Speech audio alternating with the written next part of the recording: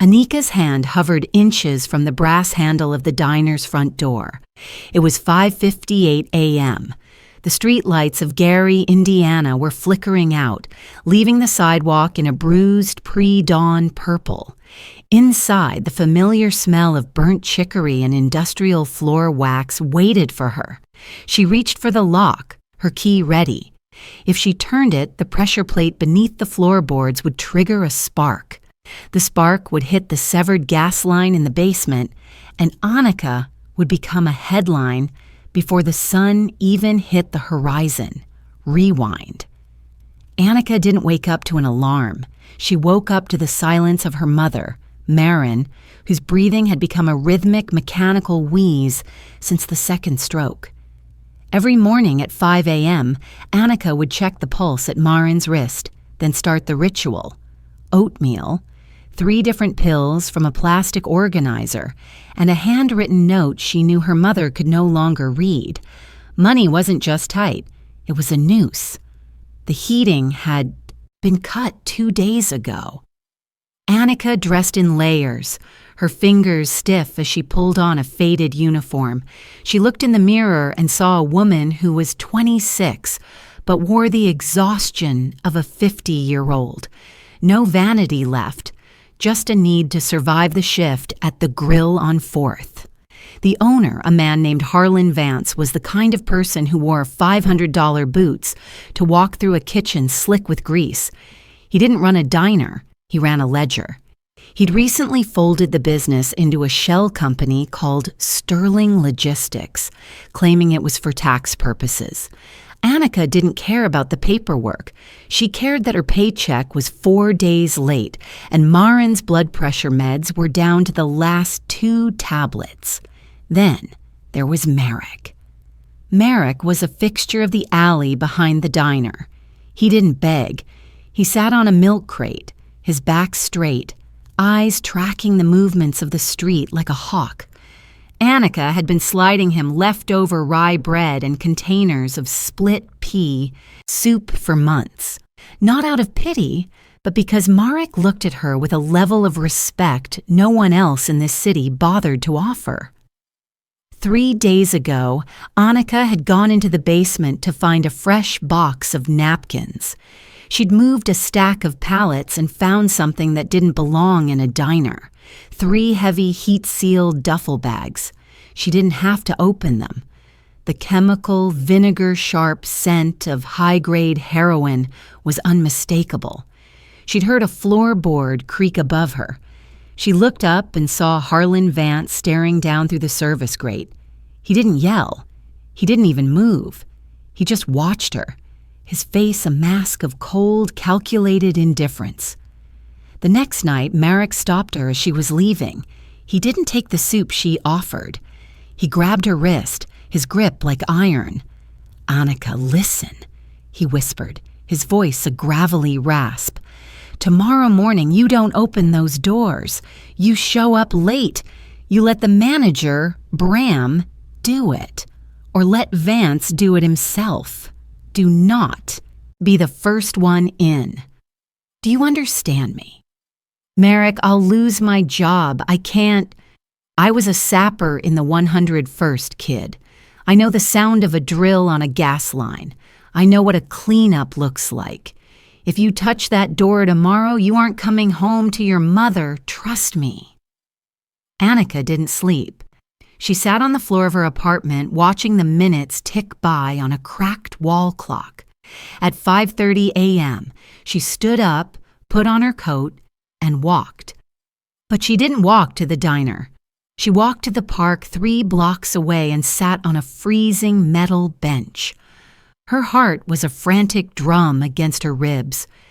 She was terrified of Harlan Vance, but she was more terrified of Marek's eyes. At 6:15 a.m., the silence of the morning was shattered. It wasn't a roar.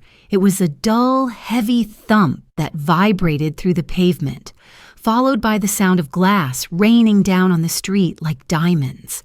Anika sprinted toward the diner. The front of the grill on 4th was gone. Black smoke curled from the jagged hole where the entrance used to be. Police cruisers were already screaming around the corner. Anika pushed through the gathering crowd, her breath coming in ragged gasps. "Who was inside?" she screamed at a bystander. "Who opened the door?" "The manager," a woman replied, clutching her throat. "Bram, he just turned the key." Anika collapsed against a brick wall. The realization hit her like a physical blow. That was meant for her. Vance didn't want a witness to his shipment. He wanted a tragic accident, a gas leak, an overworked waitress who forgot to turn off a burner. A hand settled on her shoulder. She spun around expecting the police, but it was Merrick. He had a backpack slung over one shoulder. He looked cleaner than she'd ever seen him. "He's gone," Merrick said quietly. "Vance is already halfway to the state line. But the tip I called in an hour ago. The DEA is waiting for him at the warehouse." You knew." "I've been watching." "Sterling Logistics for 3 years, Anika. They didn't just take my house, they took my unit's pension fund. I'm not a homeless man. I'm a ghost waiting for a haunting, and today we haunt him." Anika looked at the ruins of her life. Her job was gone. Her boss was a murderer. But Marek was handing her a slip of paper with a phone number on it. "That's a detective I trust. Tell him everything. About the bags in the basement, about the pallets. There's a victim's compensation fund for this. It'll pay for your mother's care for a decade." "Why did you save me, Marek?" Marek looked at the smoking rubble, then back at her. "Because you're the only person in this city who remembered I take my coffee with 2 sugars." The investigation moved with a speed Anika wasn't used to. With Marek's testimony and Anika's description of the basement, the Sterling Logistics empire folded in weeks. Harlan Vance was apprehended at a private airfield in Kentucky. But as the lead investigator, sits Anika down to tell her that she's being awarded a 6-figure settlement for her role in the bust. His phone rings. He pales. He looks at Anika, then back at the door. "We have a problem," the detective says. "The shipment we seized. It wasn't Vance's. He was just the middleman. The people who actually own those bags. They just found out who told us where to look."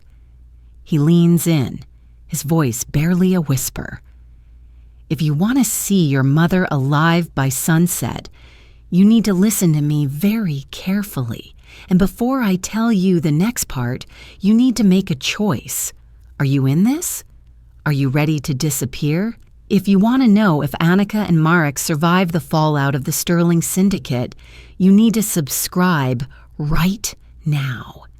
The detective pulled a folder from his desk. He didn't open it, he just tapped his fingers on the cover.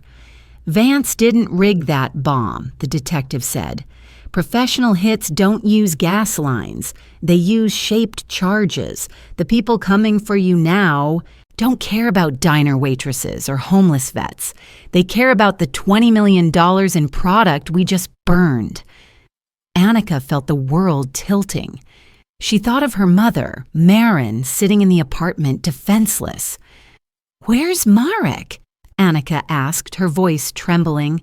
"He's already gone, Anika. He left you a message." The detective pushed a small, tattered photograph across the table. It was Marek, 20 years younger, standing in front of a Humvee. On the back, in cramped, precise handwriting, were 4 words, "Don't open the door." Anika realized then that the secret wasn't just about the bomb. It was about who was standing on the other side of the door. 6 months later, a new cafe opened on the far side of the state. It was called Marin's Place. It was small, bright, and the coffee was excellent. The woman behind the counter had a different name and shorter hair, but the way she looked at her customers was the same, with a sharp, attentive kindness. "Auntie," some old man walked in. He sat at the far end of the bar. He didn't order. He just waited until the lunch rush faded. Anika walked over and set a cup of coffee down in front of him. 2 sugars, she asked. Marek smiled, his eyes reflecting the sunlight streaming through the clean glass windows. Perfect. They were no longer ghosts. They were the people who had survived the explosion, and in the quiet of the new afternoon, they finally knew the truth. Kindness doesn't just return. It protects.